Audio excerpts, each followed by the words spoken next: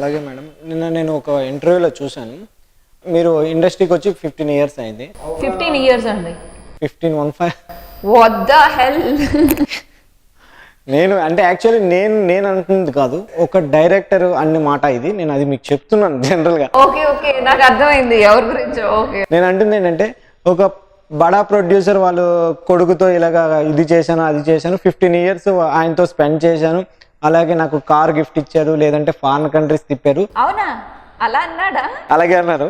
So అలాంటప్పుడు ఇన్నాళ్ళు rice చేయింది ఇప్పుడేమో ఆయన వదిలేశారనేసి. రోజు నా కొడుక్కి నేను చూపించాల్సింది ఇదిగోండి, ఇది పెట్టి కొట్టానంటే మళ్ళీ నీ జీవితంలో లెగవ్వు. ఒక్కసారి ఆడది రెచ్చిపోయిందనుకో మామూలుగా ఉండదు నీకు. ఈరోజు ఒళ్ళు దగ్గర పెట్టుకుని మాట్లాడు, ఏం మాట్లాడుతున్నావు అర్థం చేసుకుని మాట్లాడు. కూతురు ఉంది అంటున్నావు, ఇంట్లో పెళ్ళం ఉంది అంటున్నావు, తల్లి ఉంది అంటున్నావు.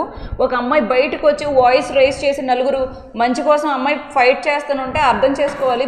వీధి కుక్కలాగా బిహేవ్ చేయకు.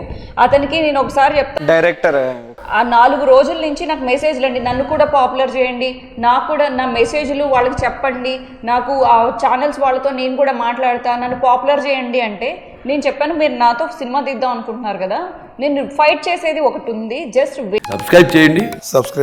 Please do subscribe to Please like, share and subscribe to top Telugu TV. Top Telugu TV. Top Telugu TV.